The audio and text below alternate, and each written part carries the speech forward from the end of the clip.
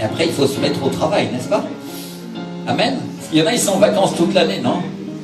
Et il y a une chose qu'on ne doit pas oublier quand on part en vacances, c'est qu'on ne part pas en vacances de Dieu. Amen. Parce que certains chrétiens, là, ils prennent leurs vacances et puis ils disent à Dieu, au revoir. Je reviendrai au mois de septembre. Et après, ils reviennent dans un état absolument catastrophique. Et même si on est dans un lieu de vacances, il faut louer et honorer le Seigneur. Amen. La plupart du temps, avec ma famille et témoins, sauf quand il n'y avait pas d'église dans les endroits où j'allais, on a fait le culte à la maison, mais on a toujours fait un culte le dimanche.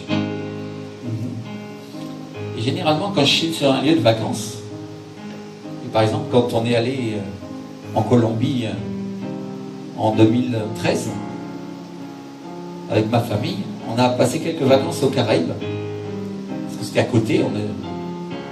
Et j'ai demandé aux chauffeurs de taxi, j'ai demandé aux gens qui étaient là, quelle est l'église dans laquelle la présence du Saint-Esprit se manifeste? Où il y a des miracles, où les gens viennent et ils changent. C'est quoi l'église qui bouge le plus, non? Et on m'a dit cette église-là, et j'ai connu le pasteur Ramon, non? Qui était Ramon, qui est de Santa Marta. Et on a passé un super culte dans son église, et puis ce qui était curieux, c'est qu'on l'a rencontré, puis un jour il est venu prêcher ici. Qui est-ce qui était là? Certaines personnes seulement. Et c'était un été. Il n'y avait pas grand monde comme ça. Et il est venu prêcher chez nous aussi. Et je me souviens qu'il avait une parole prophétique en disant, cette église, c'est une église qui va faire fondre les cœurs des chrétiens. Il voyait comme une fonderie, non? Dans laquelle les cœurs fondaient pour être transformés. Alléluia. Vous savez, la fonderie, en général, qu'est-ce qu'on fait pour faire fondre l'acier? On chauffe à des températures extraordinaires, non? Alors peut-être que ça explique un petit peu les épreuves qui sont peut-être venues sur nous ces derniers temps, non? Ça nous aide à comprendre. Amen. C'est avec moi, comprendre. On va prendre ensemble le livre de Genèse, le chapitre 24.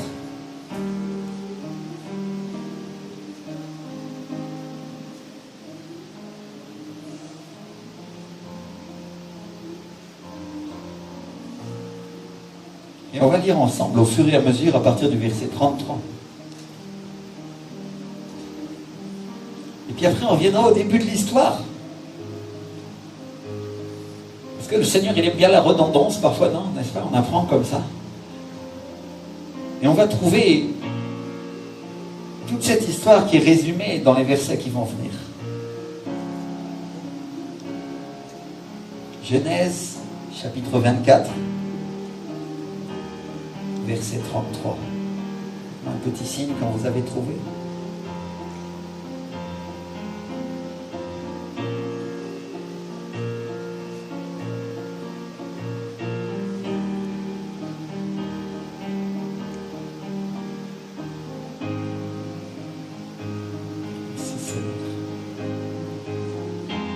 Si on lit le verset 33,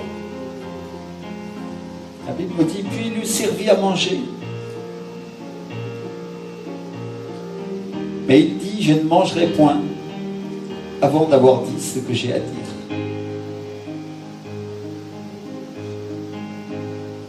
Et ça, c'est le serviteur d'Abraham. Si je vous fais le résumé de l'histoire, on ne va pas la lire entière ensemble, parce qu'on n'aurait pas le temps. Le serviteur d'Abraham qui s'est déplacé jusqu'à la terre des origines d'Abraham pour chercher une femme. Et Laban lui dit, parle.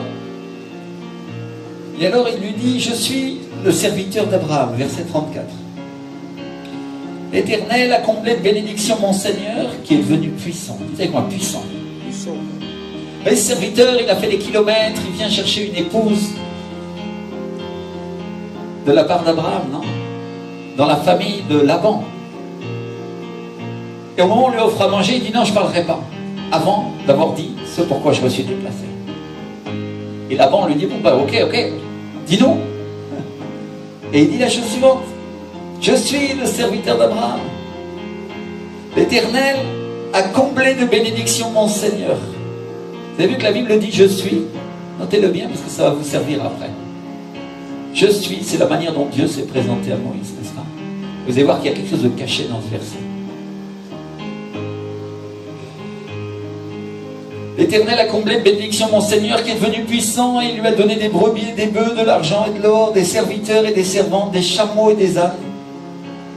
Sarah, la femme de mon Seigneur, a enfanté dans sa vieillesse un fils à mon Seigneur et lui a donné tout ce qu'il possède. Dites avec moi, tout ce qu'il possède. Amen. On va lire ensemble du verset 37 au verset 51. Mon Seigneur m'a fait jurer en disant, tu ne prendras pas pour mon fils une femme parmi les filles des Cananéens dans le pays desquels j'habite, mais tu iras dans la maison de mon père et de ma famille prendre une femme pour mon fils. J'ai dit à mon Seigneur, peut-être la femme ne voudra-t-elle pas me suivre? Et il m'a répondu, l'Éternel devant qui j'ai marché enverra son ange avec toi et tu feras réussir ton voyage. Alléluia. Vous avez que, notez bien ce deuxième point qu'avec le serviteur, duquel il est écrit « Je suis », Abraham lui dit « J'enverrai mon ange ». Qui est l'ange de l'Éternel?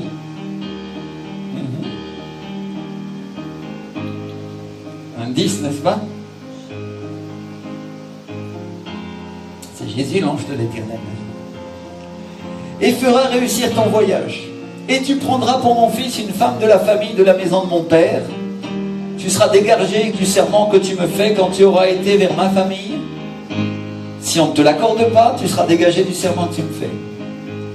Je suis arrivé aujourd'hui à la source. Dites avec moi, à la source. À la source. La source, c'était un puits. Et j'ai dit, Éternel, Dieu de mon Seigneur Abraham, si tu daignes faire réussir le voyage que j'accomplis, voici, je me tiens près de la source d'eau, et que la jeune fille qui sortira pour puiser, et à qui je dirai, laisse-moi boire, je te prie un peu d'eau de ta cruche, et qui me répondra, bois toi-même, et je puiserai aussi pour tes chameaux, que cette fille soit la femme que l'Éternel a destinée au fils de mon Seigneur. Avant que j'eusse fini de parler en mon cœur, voici Rebecca est sortie. Dites avec moi, Rebecca. Sa cruche sur l'épaule. Et elle est descendue à la source et a puisé. Je lui ai dit, donne-moi à boire, je te prie. Elle s'est empressée d'abaisser sa cruche de dessus son épaule. Et elle a dit, bois, et je donnerai aussi à boire à tes chameaux. J'ai bu, et elle a aussi donné à boire à mes chameaux. Je l'ai interrogée, j'ai dit, de qui es-tu fille? Elle a répondu, je suis fille de Bethuel, fils de Nacor et de Milka. J'ai mis l'anneau à son nez, les bracelets à ses mains, puis je me suis incliné et prosterné devant l'Éternel, et j'ai béni l'Éternel, le Dieu de mon Seigneur Abraham, qui m'a conduit fidèlement, afin que je prisse la fille du frère de mon Seigneur pour son fils. Maintenant, si vous voulez user de bienveillance et de fidélité envers mon Seigneur, déclarez-le-moi, sinon, déclarez-le-moi. Et je me tournerai à droite ou à gauche. Alléluia. Qu'est-ce qu'il fait le serviteur d'Abraham? Il dit, si vous voulez être fidèle à Abraham, dites-le moi, sinon dites-le moi et moi j'irai ailleurs. Il est clair, n'est-ce pas? Dites-moi clair. Laban et Bethuel répondirent et dirent, c'est de l'Éternel que la chose vient, nous ne pouvons te parler ni en mal ni en bien. Voici Rebecca devant toi, prends et va, et qu'elle soit la femme du fils de ton Seigneur, comme l'Éternel te l'a dit. Regarde le verset 52. Lorsque le serviteur d'Abraham eut entendu leurs paroles, il se prosterna en terre devant l'Éternel. Alléluia. Merci Seigneur. Donc le chapitre 24, c'est l'endroit où Abraham, dans sa vieillesse, il sent le besoin de trouver une femme pour son fils. Et les Écritures nous disent au début du chapitre qu'Abraham était vieux et avancé en âge. C'est quoi, vieux et avancé en âge. Et que l'Éternel avait prospéré Abraham en toutes choses. Et le Seigneur m'a dit de vous dire quelque chose qu'il m'a dit pendant la louange. Le Seigneur m'a dit que la prospérité venait. Alléluia. Dieu allait nous prospérer. Gloire à Dieu. Merci Seigneur. Et Abraham, il appelle son serviteur Eliezer, qu'il avait placé comme maître sur sa maison. Il avait dit qu'il était l'intendant de tous ses biens. Et lui dit, mets ta main sous ma cuisse et jure-moi que tu chercheras une épouse de ma parenté. Tu iras dans ma famille, tu ramèneras une femme pour lui, parce que je ne veux pas qu'il se marie avec une femme des Cananéennes. Et alors l'intendant, Eliezer, et son nom Son nom veut dire Dieu qui nous aide. Dites avec moi, Dieu qui nous aide. Eliezer, ça veut dire Dieu qui nous aide. Alléluia. Qui nous secourt ou aide divin. Et les Espagnols, ils vont traduire dans la Bible Reina Valera Poderoso Divino Ayudador, ce qui veut dire littéralement puissante aide divin. Alléluia. Puissante aide divin.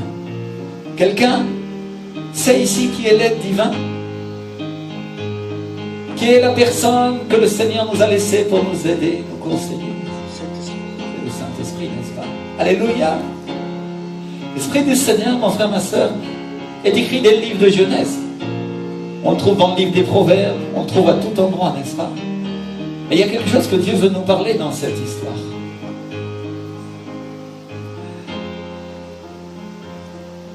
Et donc il lui dit, et si la femme ne veut pas venir avec moi? Et il lui répond, l'Éternel, le Dieu du ciel, enverra son ange devant toi, et il t'aidera à la trouver, il te guidera. Si la femme ne veut pas venir avec toi, tu seras libre de ce serment. Et mes frères et sœurs, l'ange de l'Éternel, comme je l'ai mentionné tout à l'heure, c'est Jésus, n'est-ce pas? Alléluia. Alors Eliezer a mis la main sur la cuisse d'Abraham, et il a juré qu'il lui ramènerait une femme pour son fils, et il est sorti pour faire ce travail. Il a pris 10 chameaux sur lesquels il a placé les meilleurs présents, les choses les meilleures. Il a rempli ses bagages des richesses de son Seigneur et il les a emmenés pour les emmener en Mésopotamie. Et la Bible nous dit qu'il s'est rendu jusqu'aux portes de la ville, il a fait agenouiller ses chameaux à l'extérieur de la ville et il s'est installé près d'un puits à l'heure du soir. Et il a fait une prière. Il a dit, Éternel, Dieu de mon Seigneur Abraham, que la jeune fille à laquelle je dis, penche ta cruche, je te prie pour que je boive, et qui me donne à boire, et qui dise ensuite, bois-toi, et je donnerai ensuite à boire à tes chameaux, et qui le fasse. Dites avec moi, et qui le fasse. Parce qu'il y a des gens qui disent des choses, mais ils ne les font pas, n'est-ce pas? Ils disent, oh, je suis un serviteur de l'Éternel, et quand on leur demande de servir, ils ne font rien du tout, non. Et qui le fasse.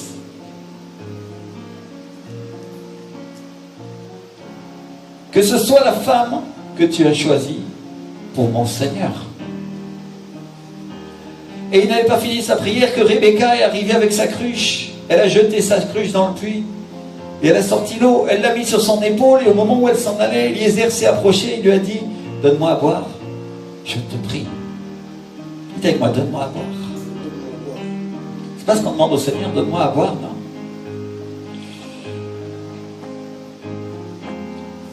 Et alors elle descend rapidement la cruche, elle lui donne à boire, et une fois qu'elle lui donne à boire, elle prend sa cruche, elle la vide dans l'abreuvoir en disant, je puiserai aussi pour tes chameaux, jusqu'à ce qu'ils aient assez bu.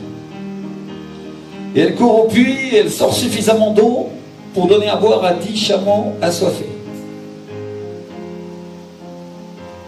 Et Eliezer la regarde surpris, il dit, de qui est-elle la fille? Et elle lui dit, je suis la fille de Bethuel, fils de Milka et de Nacor. Et Nacor, c'était le frère d'Abraham. C'était une fille d'Abraham. Dites avec moi, une fille d'Abraham. Alléluia. Très important, ma généalogie. Eliezer s'incline et se prosterne devant l'Éternel qui l'a guidé sur le chemin. Il prend un anneau d'or, il prend des bracelets et il lui donne à la jeune fille. Et la jeune fille se met à courir à la maison de sa mère pour raconter ce qui vient de se passer. Et quand son frère Laban voit les bracelets et l'anneau, il court vers l'homme qui se tenait près de la source, près du puits, et lui dit, viens, béni de l'Éternel, pourquoi resterais-tu dehors? Mon frère, ma soeur, il l'invite dans sa maison. Eliezer, aide divin, puissante aide divin. Il invite l'Esprit du Seigneur dans sa maison, n'est-ce pas? Une image de l'Ancien Testament, c'est l'ombre des choses à venir. Alléluia. Il l'invite dans sa maison. Et il dit, j'ai préparé la maison et une place pour les chameaux, pourquoi tu resterais dehors? Il le ramène à la maison, il lui sert à manger. Et Eliezer dit, je ne mangerai pas avant d'avoir donné mon message. On revient à ce que je disais tout à l'heure, n'est-ce pas? Et là, on lui dit, parle. Dites avec moi, parle. Qui est-ce qui veut écouter le message du Seigneur pour son Église? Dis avec moi, parle Seigneur. Parle-moi Saint-Esprit. Parle-moi aujourd'hui. Au nom de Jésus Seigneur. Amen Seigneur. Au nom de Seigneur, parle-moi Seigneur. Parle-moi Seigneur. Eliezer commence en disant, le Dieu des cieux a béni Abraham mon Seigneur et lui a donné toutes choses. Dis-moi toutes choses. Toutes choses lui ont été remises. Ça vous rappelle rien? Seigneur. Il l'a prospéré, il l'a enrichi, lui a donné des chameaux, des vaches, des brebis, du bétail, des serviteurs et des servantes. Et dans la vieillesse de Sarah, Dieu lui a donné un fils. Et il lui a donné tout ce qu'il possède.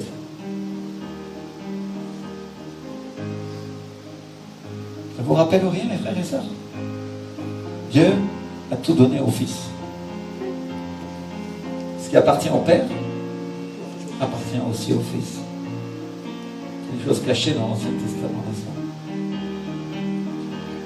Eliezer continue, il dit, et il m'a envoyé chercher une femme de la famille d'Abraham, de sa famille. Je suis venu ici et quand je suis arrivé, je me suis mis près du puits et j'ai prié. Dites avec moi, j'ai prié.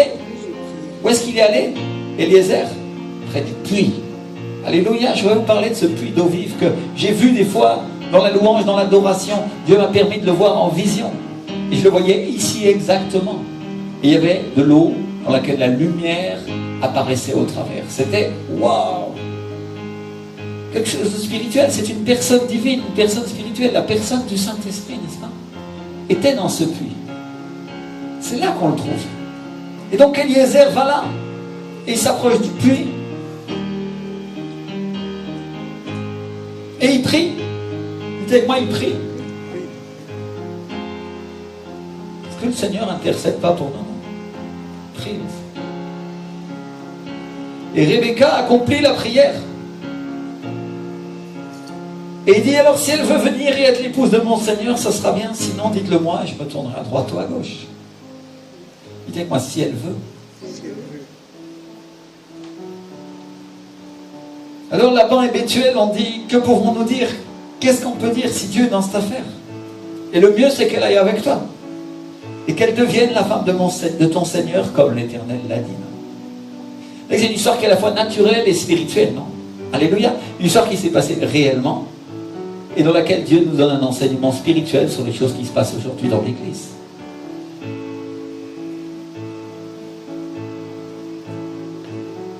Et donc ils mangent, ils boivent, ils passent la nuit, et arrive le matin, Eliezer dit, je l'emmène. Et ils disent, non, non, non, qu'elle reste encore 10 jours.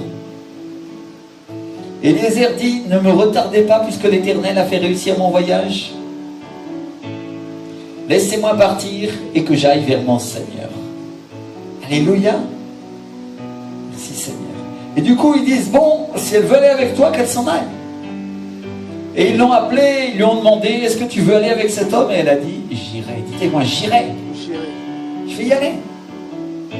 Et au moment où elle a dit j'irai, on peut imaginer, si on veut pousser la comparaison, qu'il lui a remis encore des richesses. Des bracelets d'or, de l'argent, des vêtements, qu'il avait sûrement dû amener pour elle. Et il est parti avec elle pour la terre promise, Canaan, où habitait Isaac. Et Isaac, un soir, était en train de méditer dans les champs. Et il lève les yeux et il voit les chameaux qui arrivaient avec Rebecca. Et Rebecca le voit aussi. Et elle demande qui est cet homme qui venait à leur rencontre. Et quand Eliezer lui dit que c'est Isaac son Seigneur, le fils de la promesse, il lui dit qu'elle prend son voile et qu'elle se couvre. Dites-moi, elle se couvre. Et mes frères et sœurs, est-ce que vous savez ce que ça veut dire pour une femme de se couvrir avec un voile à l'époque? Je dis bien à l'époque parce qu'aujourd'hui c'est plus nécessaire. Pas de cette manière-là. Ça veut dire qu'elle se soumet à l'autorité, non? Se soumet à l'autorité de son Seigneur. Alléluia, il y a un enseignement spirituel que le Seigneur est en train de nous montrer. Elle se soumet à l'autorité de Dieu. Et Isaac l'a conduit dans sa tente. Et il se marie avec elle. Et il l'a aimée. Et ça, c'est la manière dont Isaac a obtenu une épouse. Maintenant, peut-être certains ils vont dire, qu'est-ce que ça a à voir avec nous? Parce que ça, c'est une histoire de foi. On cherche une épouse qui en plus lui plaît et ils finissent très amoureux, non? Alléluia. Pourquoi le Seigneur y met dans le livre de Genèse, à la fin de la course d'Abraham, cette histoire? C'est quoi le but de Dieu en nous montrant tout ça? Eh bien mon frère, ma soeur, c'est pour toi. C'est pour moi que Dieu a mis ça. Parce que Dieu veut que tu saches ce que le Saint-Esprit est venu faire sur cette terre. Le chapitre 24 dans le livre de Genèse, c'est une représentation du plan du salut. C'est la représentation du plan de Dieu pour l'Église. Le Père a tout donné au Fils. Et c'est quoi le parallèle avec le Nouveau Testament? Que tout ce qu'il y a dans ce monde, Dieu l'a donné au Fils et le Fils va le donner à l'Église. Je vais le répéter parce que je ne suis pas sûr que vous l'ayez attrapé. Le parallèle avec le Nouveau Testament, c'est que tout ce qu'il y a dans le monde, Dieu l'a donné au Fils et le Fils va la donner à son Église. Alléluia. Tout ce qu'il y a dans le monde, absolument tout.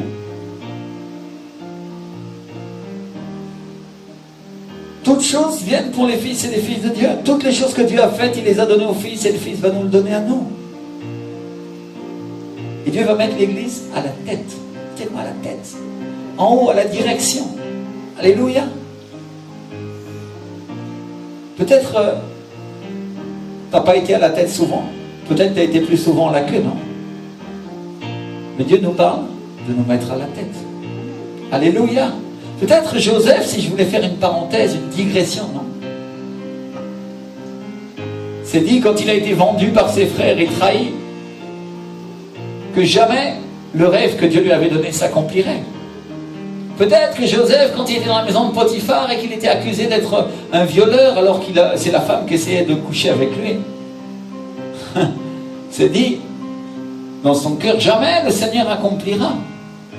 Peut-être quand il a été mis dans la prison et que malgré tout ça, il a donné l'explication du rêve, les chansons du roi et du panetier, non? Il était spirituel et Dieu l'a placé à la tête de la prison et le prospérait. Et c'est lui qui dirigeait toutes les affaires alors qu'il était un prisonnier. Mais peut-être qu'il disait, jamais je serai à la tête et mes frères se prosterneront devant moi. Mais mon frère, ma soeur, le Seigneur, quand il a mis Jérémie dans le puits, et on a fait un des seuls survivants, quand il a mis Daniel à la tête de Babylone, n'a jamais regardé les apparences. Mais très souvent, bien souvent, mon frère, ma soeur, a humilié son peuple jusqu'à ce qu'il n'en puisse plus pour le placer en position d'autorité ensuite. C'est ma autorité. Alors peut-être si la foi ne te vient pas quand je te dis de la part du Seigneur, Dieu va te placer à la tête, rappelle-toi ce que dit la parole. Rappelle-toi.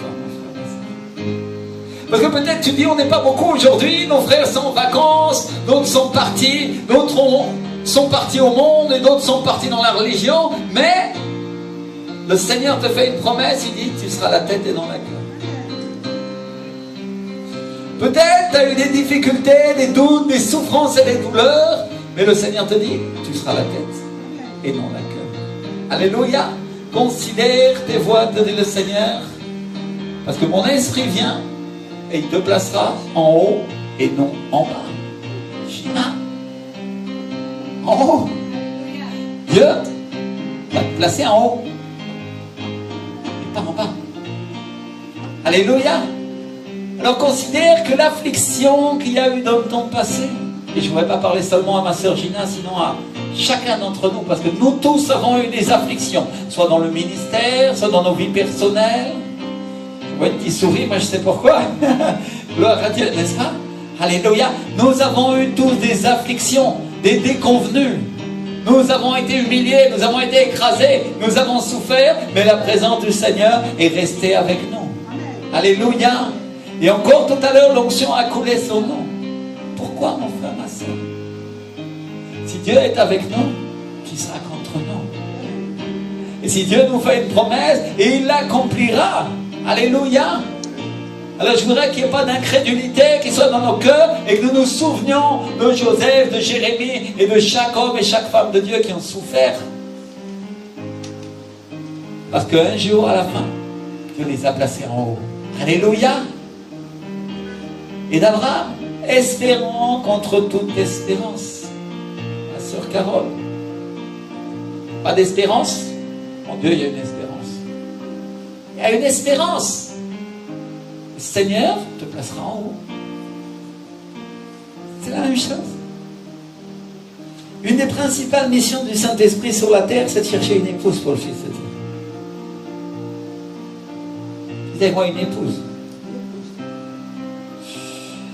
C'est de chercher une église sainte et sans tâche qui va être l'épouse de Jésus, le Seigneur, l'épouse de l'agneau. Et on parle de ça dans le livre d'Apocalypse, de la fête qui va se donner aux noces de l'agneau, n'est-ce pas?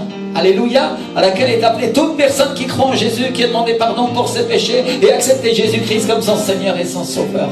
Alléluia.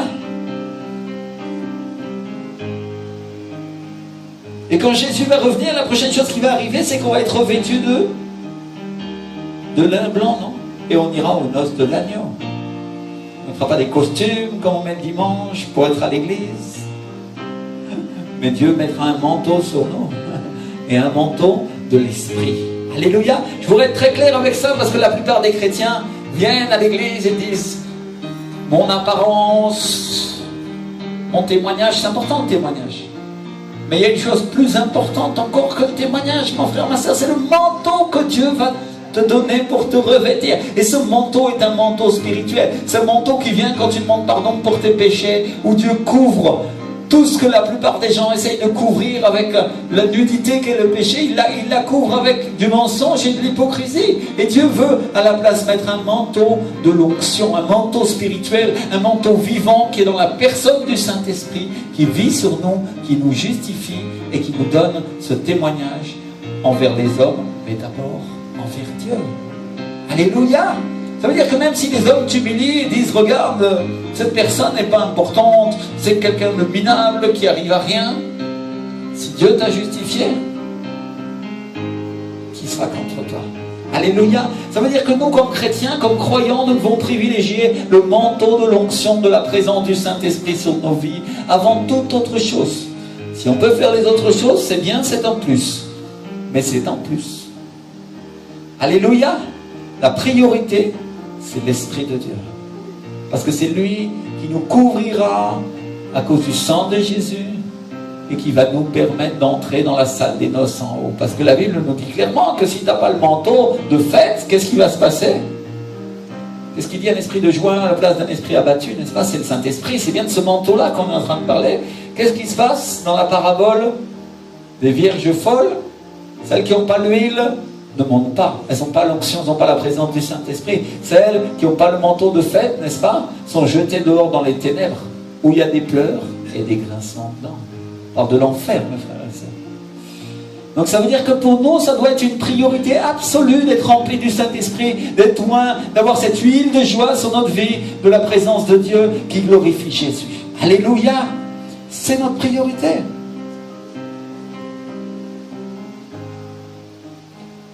Et ça, c'est quelque chose qui se passe dans le livre de Genèse au chapitre 24, et c'est quelque chose qui est en train de se passer en ce moment même. Le Saint-Esprit a juré à Dieu, le Père, de trouver une épouse pour son fils Jésus. Et il est sorti pour la trouver. Et il est à l'œuvre en ce moment même sur la terre pour le faire. Il se promène parmi les nations. Il va en France, il va en Colombie, il va aux États-Unis, en Australie, et partout dans les villes, partout sur les villages, partout dans les endroits, sur les montagnes, l'Esprit du Seigneur cherche qui est l'épouse du Seigneur.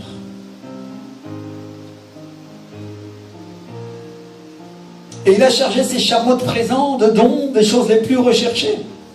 Et il est venu sur cette terre, il est descendu le jour de la Pentecôte, et il est avec nous. Et on a pu l'expérimenter tout à l'heure. Il travaille avec nous, et il nous accompagne. Dites-moi, il m'accompagne. Alléluia. Je voudrais dire ça maintenant parce que vraiment, ça va nous rassurer. Parce que peut-être quand on est dans la difficulté, on dit, et on ne sent pas la présence de Dieu, on dit, est-ce que le Seigneur vraiment est avec moi? Est-ce qu'aujourd'hui tu as pu expérimenter que le Seigneur est avec toi? Si Dieu t'a donné un toucher frais, si tu as senti sa présence, si tu écoutes ses paroles et tu dis, le Seigneur, oui, est avec moi. Alléluia. Et quand tu vas sortir d'ici, le Seigneur va t'accompagner. Et même si le diable t'attend au dehors pour te quitter la joie, l'Esprit du Seigneur combattra pour toi. Je voudrais que tu te rappelles de ça. Alléluia. Mais il y a une chose qu'on doit comprendre, c'est que la mission et l'objectif numéro 1 du Saint-Esprit, c'est de trouver l'épouse pour le Fils de Dieu.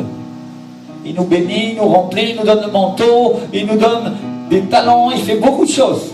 Mais sa mission principale, c'est de trouver l'Église qui est l'épouse pour le Fils de Dieu. Alléluia, l'Église, c'est l'épouse de Christ, dit la parole de Dieu. Et où s'arrête Eliezer? Lui dont le nom signifie divin, aide, puissant, n'est-ce pas? Il s'arrête à côté du puits. Dites avec moi, à côté du puits. Il s'arrête juste là où il y avait la source d'eau. C'est là qu'il s'arrête. À l'heure du soir. Et si vous pensez un instant au Saint-Esprit qui vient sur cette terre, il s'arrête à Miami, à New York ou à Paris. Et où est-ce qu'il va trouver l'épouse? Où est-ce que l'épouse du Seigneur va se trouver? Il s'est arrêté ni à Miami, ni à New York, ni à Paris. Mais il va s'arrêter à l'endroit où la source d'eau coule. Là où viennent ceux qui ont soif de Dieu. Là où viennent ceux qui ont besoin de lui. Là où viennent ceux qui ont besoin de l'eau de la vie. Parce que c'est là que le Saint-Esprit s'arrête. C'est là où les gens ont soif et où il y a des besoins. C'est quoi? Soif et des besoins. Alléluia. S'il n'y a pas de besoin, c'est dur d'avoir de la soif. Je te donne des litres d'eau à boire, au bout d'un moment, tu n'as plus soif, n'est-ce pas? Ça veut dire qu'il faut qu'il y ait un besoin. Dites avec moi, un besoin. Dieu aime satisfaire les besoins des hommes et les besoins des femmes. Et c'est l'endroit qu'il a choisi. Ça, c'est la raison pour laquelle la Bible nous dit dans le livre d'Apocalypse, chapitre 22, verset 17, que celui qui a soif vienne, que celui qui veut prenne de l'eau de la vie gratuitement. Il n'y a pas besoin de payer pour ça. Jésus nous dit, si quelqu'un a soif, qu'il vienne à moi et qu'il boive. Il nous parle d'eau. Celui qui boit de cette eau aura encore soif, mais celui qui boira de l'eau que je lui donnerai n'aura plus jamais soif, dit le Seigneur. Il parle d'une personne, il parle du Saint-Esprit qui nous donne à boire, qui nous remplit. Il est la vie, il est l'Esprit de la vie. Merci Seigneur. Et où est-ce que l'Esprit de Dieu amène Jésus quand il était en Samarie? À côté du puits. Avec moi, à côté du puits. Il n'y a pas de hasard, mon frère, ma soeur. On trouve ça en Jean 4. Pourquoi? Parce que c'est là que viennent les gens qui ont soif. C'est simple. Et la Bible nous dit à l'heure du soir. Avec moi, le soir. Le soir, c'est la représentation des problèmes, des difficultés de la vie. C'est le moment de l'épreuve, la difficulté. Et vous et moi, nous savons parfaitement, n'est-ce pas, qu'on n'est jamais venu au Seigneur quand tout allait bien. On est venu quand c'était la nuit, quand on avait des problèmes, quand on avait des besoins, quand c'était dur pour nous. Jésus est venu à moi quand j'étais dans la nuit la plus noire et la plus sombre de ma vie et je croyais que j'allais plus vivre. C'est là que le Seigneur vient. C'est dans ces moments-là, dans les nuits sans lune, dans les nuits sans lumière, que Jésus a devenu une lumière pour moi. C'est là qu'il vient. Il vient quand ton couple est au bord de la ruine. Il vient quand il n'y a plus d'espoir. Il vient quand tu es en train de mourir et que les médecins disent que tu n'en as plus pour longtemps. Il vient quand tu es désespéré, tu es angoissé. Et quand le Saint-Esprit nous présente le Fils de Dieu, c'était à l'heure du soir, quand on était dans la difficulté, mes frères et sœurs. Quand j'en pouvais plus, quand je disais, Seigneur, si tu existes, montre-toi. Oui, le Saint-Esprit est venu, il m'a présenté le nom de Jésus-Christ de Nazareth, le Fils de Dieu. Et j'ai fait cette prière. Seigneur, pardonne mes péchés. Chaque fois que mon Seigneur est mon Sauveur, je reconnais que je suis un pécheur. Je reconnais que tu es Dieu, que tu es mort à la croix pour moi, que ton sang précieux a payé pour moi. Et toi, diable, je ne veux plus rien avec toi. Au nom de Jésus, va-t'en. Dans mes difficultés. Et c'est l'endroit où le Saint-Esprit ministre. C'est l'endroit où il travaille. Et la Bible nous dit qu'il vit près de celui qui est humble, de celui qui a le cœur brisé, près de celui qui est affligé. Donc mes frères et sœurs, quand on voit une personne qui est dans l'affliction, on peut être sûr que le Saint-Esprit est en train de s'approcher. Quand je ministre dans l'église et quelqu'un est dans l'affliction, C'est quelque chose qui va attirer l'esprit. La plupart des paroles que j'ai, prophétiques ou de révélation, des paroles de science, vont être pour ces personnes-là. Et Dieu place des paroles pour nous dans la Bible pour qu'on sache où le trouver à l'heure de l'affliction. Où est-ce qu'on trouve le Seigneur? Au puits. Là où l'Esprit du Seigneur coule, là où il y a la source d'eau, c'est là qu'Eliezer s'installe. Et il dit, c'est là que je vais trouver l'épouse de Dieu. Parce que là où il y a de l'affliction, moi je sais que je vais la trouver.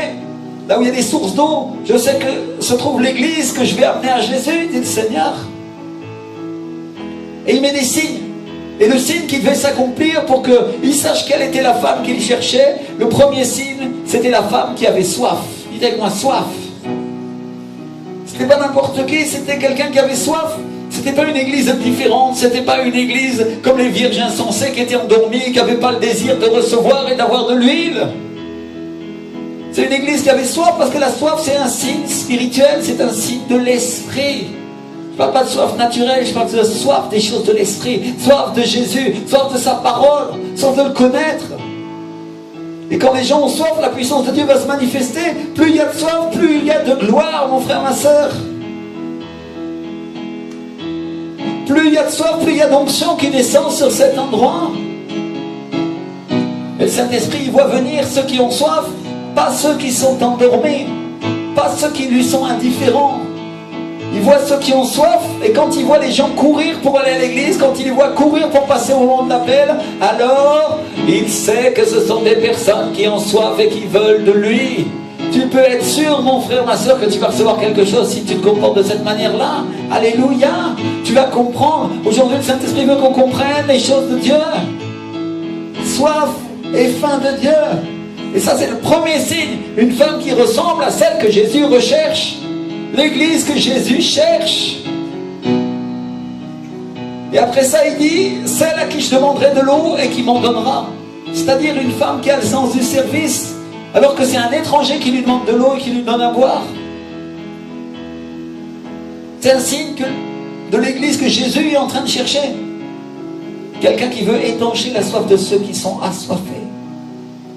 Quelqu'un qui ne retient pas l'eau de la vie pour ceux qui sont affligés.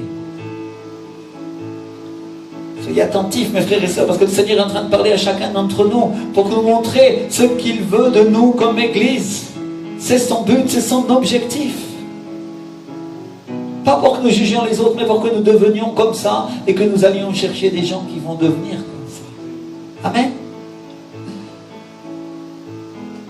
On parle de gens qui n'ont pas honte de parler, de donner aux gens qui ont besoin la parole de vie, qui laissent couler le Saint-Esprit en eux pour étancher la soif de salut et de liberté des autres, de ceux qui ont besoin.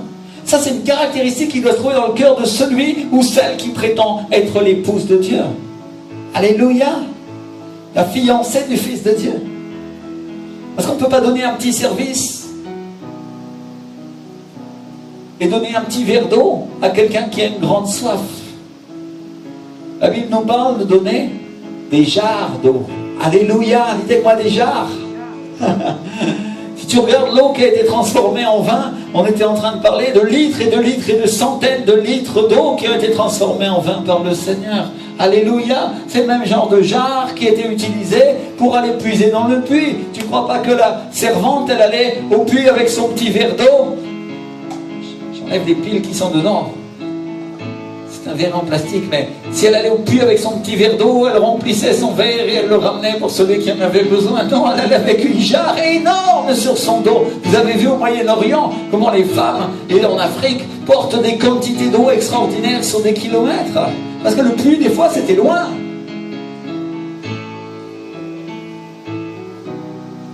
Et on parle de quelqu'un qui avait 10 chameaux. Je ne sais pas si vous savez combien ça boit un chameau, mais en 10 minutes, il boit 100 litres d'eau. C'est terrible. C'est 100 litres d'eau en 10 minutes. Et un seul chameau, il peut boire jusqu'à 160 litres. Donc une jarre comme celle de Rebecca, elle contenait environ 40 litres. 40 litres, c'est 40 kilos d'eau, plus le poids de la jarre pour une femme. Il y a beaucoup de femmes qui portent 40, 50 kilos comme ça. Il faut être courageux. On parle d'un pays où il faisait chaud, où on transpire. Mon frère, ma soeur, ce matin, mis en place l'église, j'ai transpiré, il faisait 22 degrés. J'avais les gouttes qui coulaient là, c'était affreux. Et on n'est pas dans un pays très chaud, non? Vous imaginez Rebecca là? Là-bas il faisait 30-40 degrés au soleil. Et elle sortait des jarres d'eau énormes. Ah Seigneur! Je ne sais pas si vous imaginez le travail que ça représente de jeter dans le puits une jarre qui pèse son poids, et quand elle est vide, on la remonte remplie de 40 litres d'eau. Ça pèse 40 kilos, à bout de bras. Puis on la porte, on la met sur son épaule, on l'amène à l'abreuvoir, on verse l'eau, et en moins de 4 minutes, un seul de ses chameaux, il a déjà tout vu.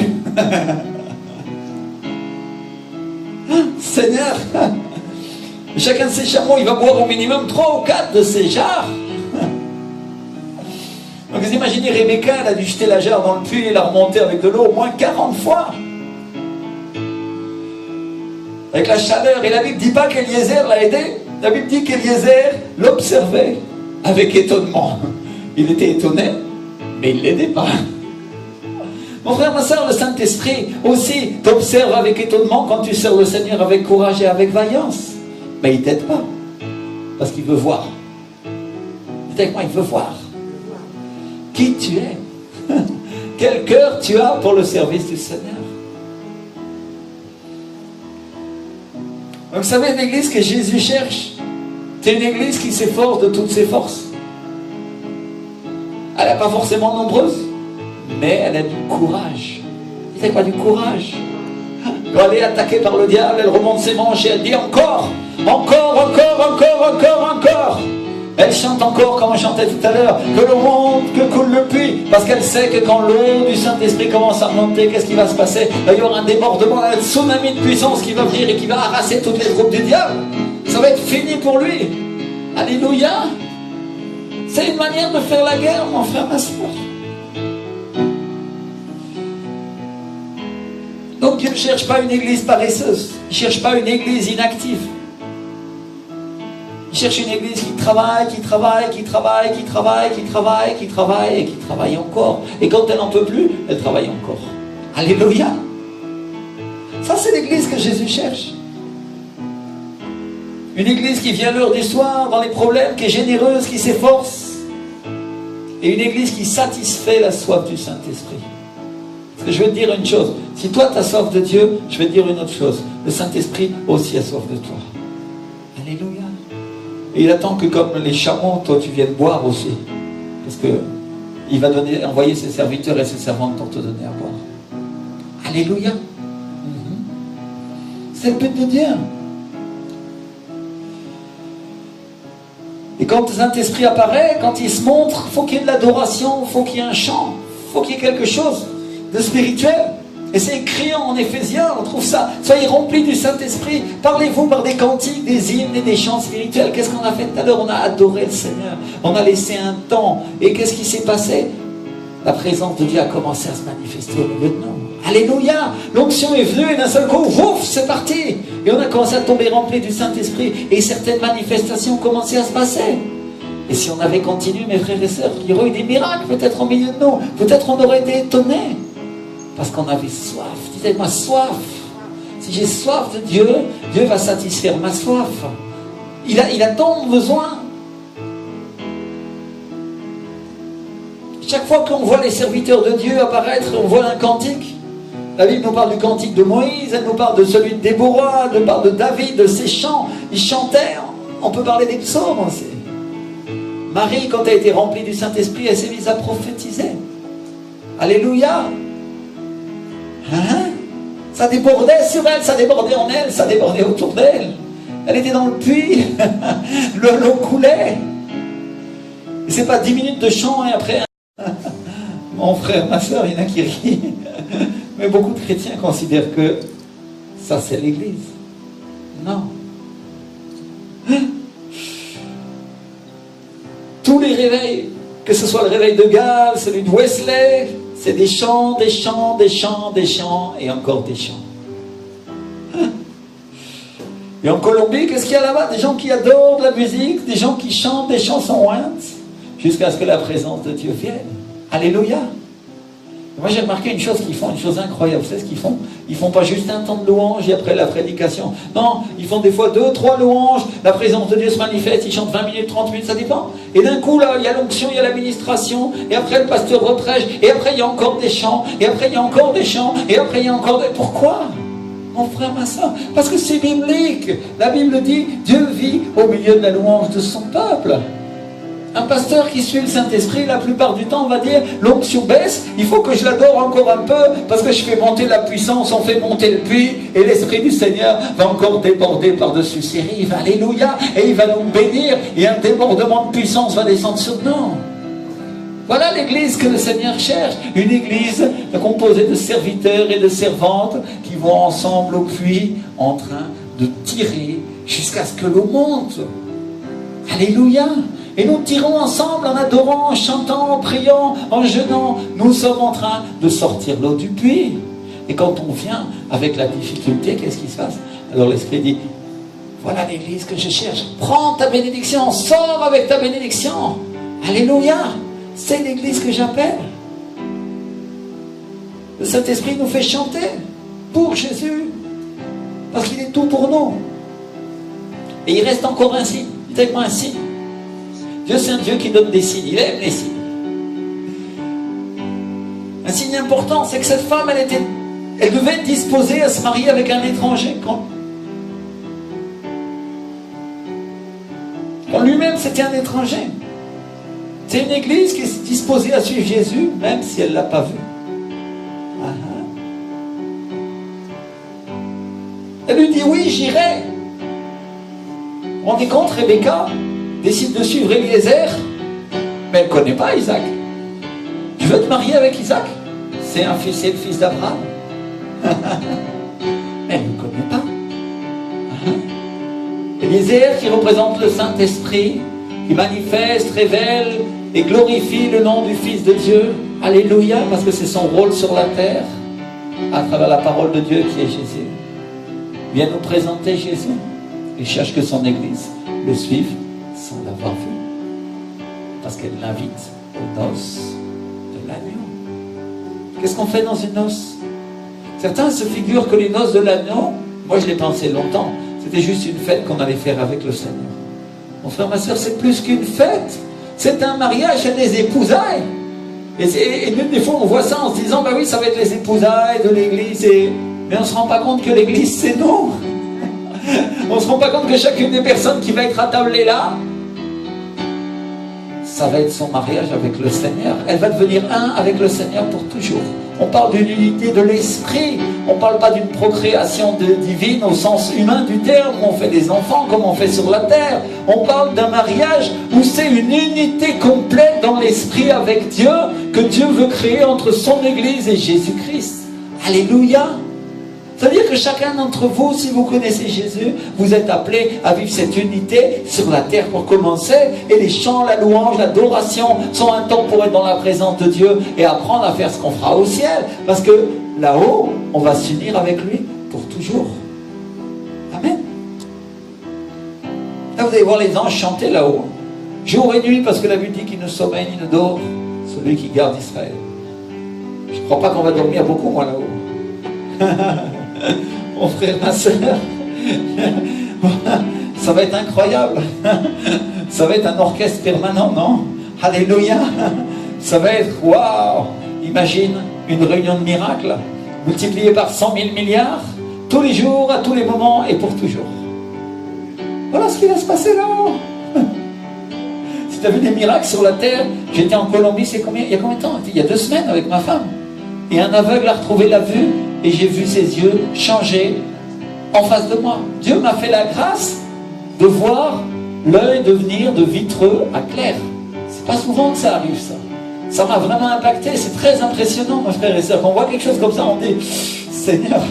Et toute l'église, les pasteurs du monde entier étaient là et on a applaudi le Seigneur, on a glorifié Dieu. Wow, il y a eu une clameur dans la salle parce qu'il y avait des centaines de guérisons, il y avait des gens guéris, il y avait des gens restaurés, des gens qui avaient des provisions dans leurs finances, il y avait des gens qui étaient changés, des pasteurs qui étaient encouragés, il y avait des témoignages de partout parce que tout le monde avait soif et cherchait le Seigneur. Mais il y avait un témoignage qui sortait par-dessus tous. C'était ce jeune homme, un jeune homme qui avait 17 ans, un Brésilien qui est venu aveugle. Et quand il est venu sur la scène pour dire Dieu m'a guéri, il commençait à voir parce qu'il ne voyait pas du tout. Et il avait les yeux encore troubles. Alors le pasteur a reprié pour lui à 2 reprises. Et on a vu les yeux changer. Je ne sais pas si tout le monde l'a vu, mais Dieu m'a donné à moi la grâce de pouvoir le voir. Et quand on voit ça, toute l'église, 45 000 personnes se sont levées en clameur, des gens de toutes les nations qui ont glorifié et adoré Jésus et dit Seigneur, tu es puissant, Seigneur, tu es miséricordieux, Seigneur, tu es un Dieu merveilleux, à toi la gloire et l'honneur. Alléluia. Ma femme a vu ça, on était là-bas. Mon frère, ma soeur, le Seigneur veut ça ici en France, il veut ça avec nous, mais nous devons simplement le chercher, c'est pas très compliqué. Parce que quand on fait ça, qu'est-ce qui se passe? Ça se manifeste, la présence de Dieu vient. Et les chrétiens sont là, et ils en ont marre au bout de 20 minutes, et ils disent oh c'est trop dur, un peu de louange. Et ils ont obtenu ça de la présence de Dieu, alors que Dieu veut leur donner la totalité. Et que s'ils creusaient le puits un petit peu plus, alors ils auraient toute la totalité du débordement du Saint-Esprit sur leur vie. Et comme Étienne, quand il parlerait, mon frère, ma soeur, le ciel s'ouvrirait. Alors, cette femme, elle dit oui, j'irai. Et au moment où elle dit oui à Jésus, la bénédiction s'active. Dis-le à ton frère, ta soeur, si tu dis oui à Jésus, qu'est-ce qui va se passer? La bénédiction s'active, mon frère, ma soeur. Pour toi, elle s'active. Si tu regardes cet enseignement, la bénédiction s'active pour ta vie, dans ta maison, là où tu le regardes. Si tu dis oui à Jésus maintenant, le changement vient pour toi. Alléluia, merci Seigneur. Et au moment où Rebecca dit de qui elle était la fille, elle reçoit des cadeaux, elle reçoit de l'or, de l'argent, des richesses, des symboles d'appartenance. Et elle se laisse faire et elle ne refuse pas. Et elle dit non, moi je veux pas la bénédiction du Seigneur, j'en ai pas besoin. Mon frère, ma soeur, celui qui agit comme ça, c'est un religieux qui n'a rien compris. Si le Seigneur lui-même veut te bénir et te faire des cadeaux, qui tu es pour les refuser? Quand on refuse le cadeau de quelqu'un, qu'est-ce que ça veut dire? Ça veut dire qu'on méprise ce qu'il nous offre, on le déconsidère. Au Moyen-Orient, mon frère, ma soeur, si tu refuses le cadeau d'un étranger qui vient t'offrir un cadeau, c'est presque un signe de guerre. Et nous, on appelle ça de l'humilité. Mon frère, ma soeur, c'est un signe d'hostilité plutôt. Et là, je voudrais parler à l'église religieuse traditionnelle qui est en train de faire des choses qui sont contre les miracles de Dieu, contre la puissance de Dieu qui veut nous bénir, qui parlent, qui disent non, le Seigneur ne peut pas nous donner d'argent. Si la Bible dit les richesses appartiennent à l'Éternel, l'or et l'argent appartiennent à Dieu. Alléluia. Le problème, c'est pas l'argent, c'est ce que tu vas offrir toi. C'est ça le problème en réalité. Hein? Oh, les miracles, les machins, ils vont commencer à discuter ces choses-là. Ils ne veulent pas des miracles. Manifestation d'hostilité envers Dieu. Ils ne veulent pas de la libération. Manifestation d'hostilité envers Dieu. Si Dieu nous aime, il va nous libérer, n'est-ce pas? Si tu avais un fils esclave, est-ce que tu n'irais pas courir pour le libérer et payer le prix pour son rachat? Quelqu'un qui est possédé par des démons, c'est quelqu'un qui est esclave de l'esprit du mal. Et Dieu veut le libérer. Et certains critiquent et ils prennent l'évangile et disent oh non, mais voilà, mais théologiquement, machin, et théologiquement, Jésus ne chassait pas des démons, non. Et il n'a pas dit vous ferez plus grande chose que moi. Et il n'a pas donné le pouvoir aux disciples de le faire. Et certains viennent critiquer ces choses-là. Et ils sont en train de faire une manifestation d'hostilité contre Dieu. Ils prouvent dans leur cœur qu'ils n'aiment pas Dieu et qu'ils le détestent parce qu'ils ne sont pas d'accord avec sa parole. Donc au moment où on dit oui à Dieu, oui au Fils de Dieu, oui à Jésus, qu'est-ce qui se passe? La bénédiction s'active. Dites-moi la bénédiction. Toutes sortes de bénédictions. Et nous ne devons pas limiter les choses que Dieu veut nous donner, parce que Dieu n'a pas de limite dans sa bénédiction, non. C'est nous avec notre tête qu'on est là en train de... Non mais Seigneur, ça c'est trop. Il n'y a pas trop, c'est tout ce que Dieu veut te donner. Alléluia. Élargis un peu le champ de ta tente, élargis les cordages. Élargis ta pensée parce que le Saint-Esprit va la changer. Alléluia. Et il va te mettre en accord avec Jésus. Et donc Rebecca se laisse faire. Et elle est le signe d'une église qui se rend. Et une église qui se rend à Dieu, c'est une église bénie. Une église qui se rend, c'est une église que Dieu va bénir, que Dieu va prospérer, à laquelle Dieu va donner des rêves et va enrichir en toutes choses. Elle n'aura plus de limites. Parce que c'est une église qui croit. Elle se rend à Dieu. Elle dit même j'ai tout essayé par ma force et maintenant j'y arrive pas. Et Saint-Esprit, j'ai confiance en toi et maintenant tu vas le faire. Tout à l'heure, moi je me sentais comme porté par le fleuve de Dieu dans la louange. C'était... sentais comme si, oh, c'était incroyable. Je pourrais vraiment comparer ça à quelque chose de physique, mais c'était au-delà de ça, non? Alléluia, la présence de Dieu était ici, et c'était très fort. Et je disais, même si j'ai plus de force, Dieu, tu me portes, je te fais confiance, ton courant m'amènera vers toi. Alléluia, merci Seigneur. Et donc cette église se rend à Dieu. Et Jésus, qu'est-ce qu'il a dit? Préparez-vous pour recevoir 100 fois ce que vous avez perdu sur cette terre. Maison, père, frère, ami, richesse, terre, berge, bénédiction, non. Tout ça, ça viendra.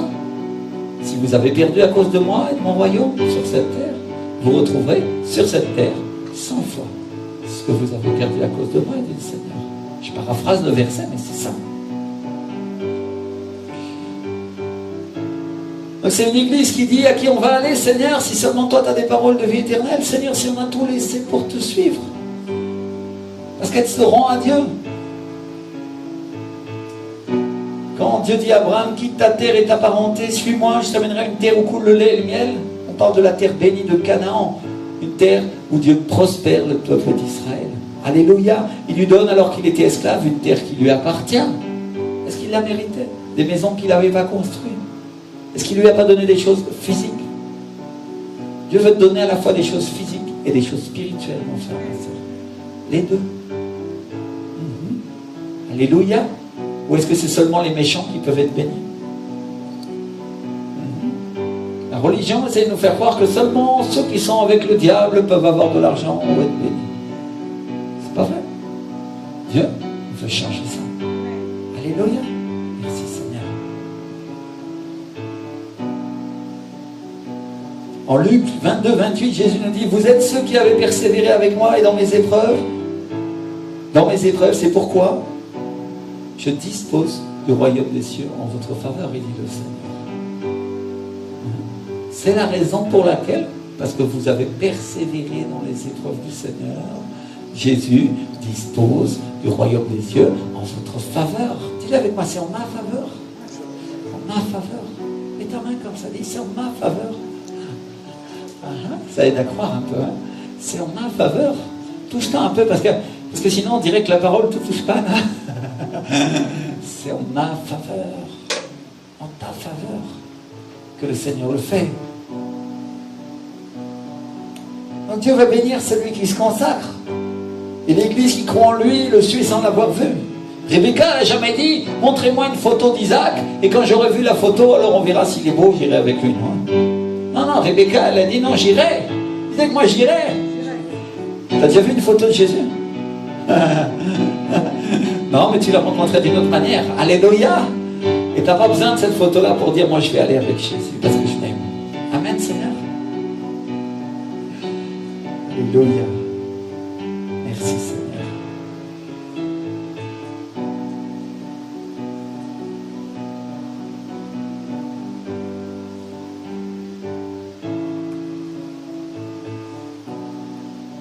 Merci Seigneur. On va prier un instant. Seigneur, vraiment, on veut être cette église qui avance avec toi sans avoir vu, Seigneur.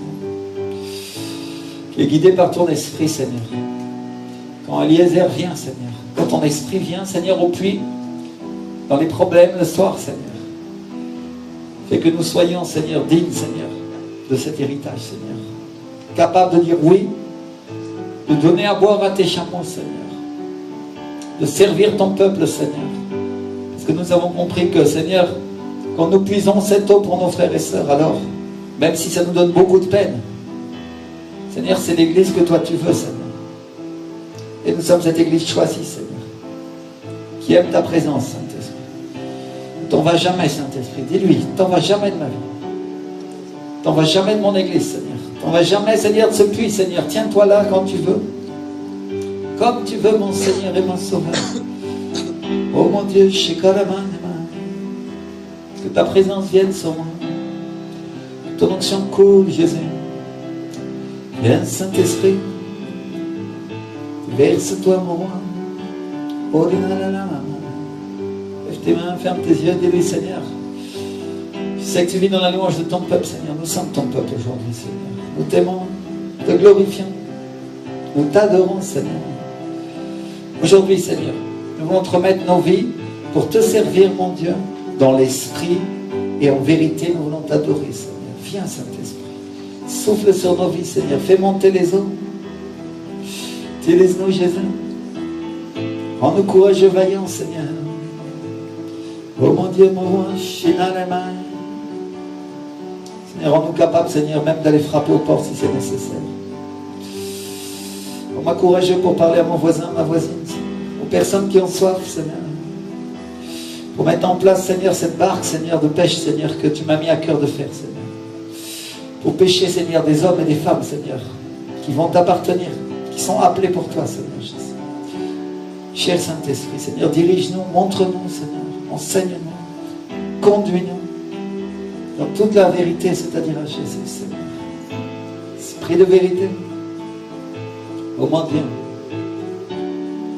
Viens, invite-le un instant encore, invite-le. Parce qu'il ne doit pas y avoir de limite à sa présence. S'il veut te ministrer pendant 4 heures, il peut le faire, et tu verras même pas le temps passer.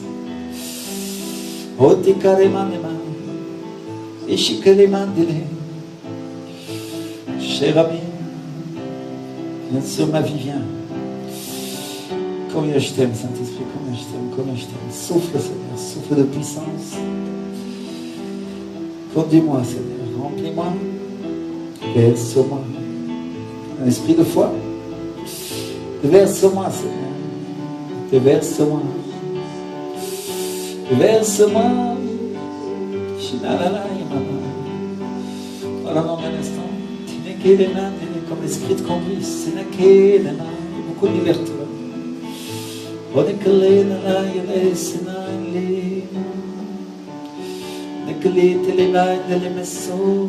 Sens-toi libre, sens-toi libre. Dis-lui au Seigneur, tu ne vas pas interrompre ce culte, t'inquiète pas.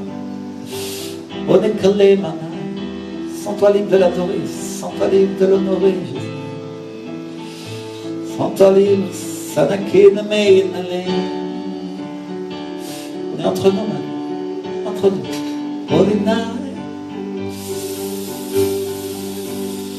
Souffle Saint-Esprit,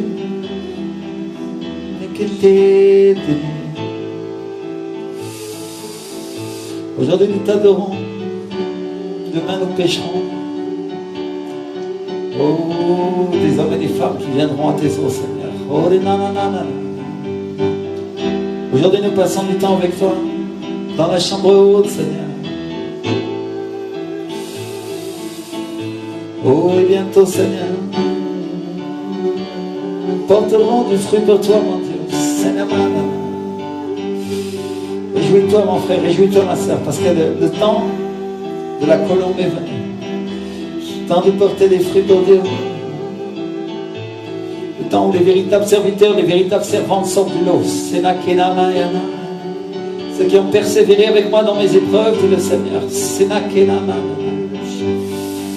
Ceux qui sont réellement mes disciples. Ceux qui ont tout abandonné pour moi, dit le Seigneur.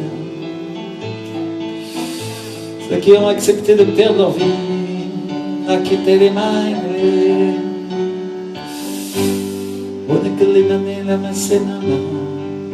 Cher Saint-Esprit, cher Saint-Esprit.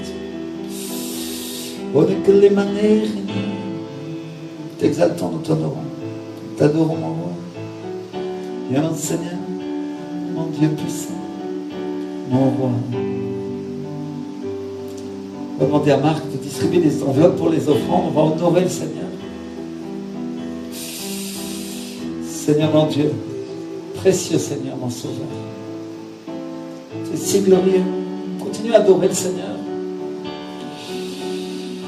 Quand Marc va te donner une enveloppe, simplement tu mets ce que tu as prévu pour le Seigneur et on va continuer à l'adorer. On va essayer vraiment d'avoir un esprit d'adoration. Seigneur, nous t'honorons.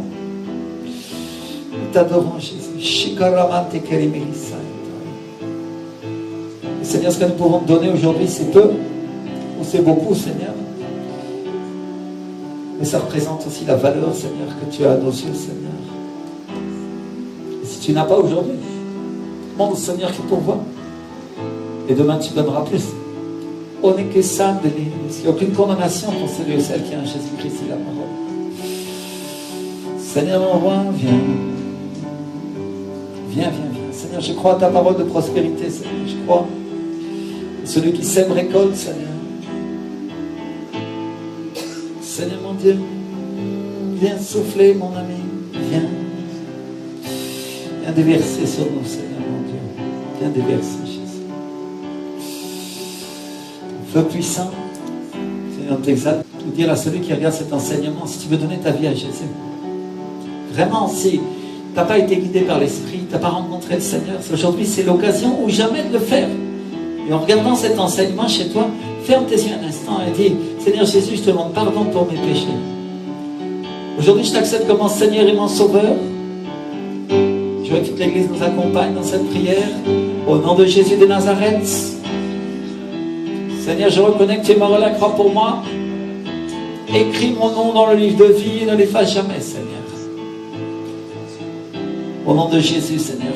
Donne-moi ton Saint-Esprit, Seigneur. Je veux être guidé par ton Esprit, Seigneur, ton serviteur Eliezer, Seigneur, comme j'ai entendu dans cette prédication. Et toi, diable, je ne veux plus rien avoir avec toi. Au nom de Jésus, maintenant tu t'en vas de ma vie. Je te chasse au nom de Jésus. Déclare-le avec moi. Déclare-le au nom de Jésus. Au nom de Jésus. Et ceux qui ont fait cette prière en écoutant cet enregistrement, écrivez-nous, allez sur le site de l'Église. On veut entendre parler de vous. Envoyez un email en disant j'ai accepté Jésus comme mon Seigneur aujourd'hui. Je voudrais vraiment recevoir des enseignements, je voudrais recevoir des encouragements. Et on vous enverra une portion de la Bible, vous recevrez ce passage. Et si vous avez l'occasion de venir nous rejoindre ici, adorer et honorer Dieu, venez. Vous êtes invités. Seigneur vous bénisse. On va lever les mains ensemble. Seigneur, reçois l'honneur, reçois la gloire. Reçois toutes choses, Seigneur, aujourd'hui, Père. Au nom puissant de Jésus de Nazareth. Amen. Et Amen. Je voudrais qu'on applaudisse le Seigneur aujourd'hui. Seigneur, nous t'honorons, Seigneur, nous t'adorons. Reçois toute la gloire, Seigneur Jésus. Encore merci, Saint-Esprit, pour tout ce que tu as fait ce matin. Au nom de Jésus. Amen. Et Amen, Seigneur.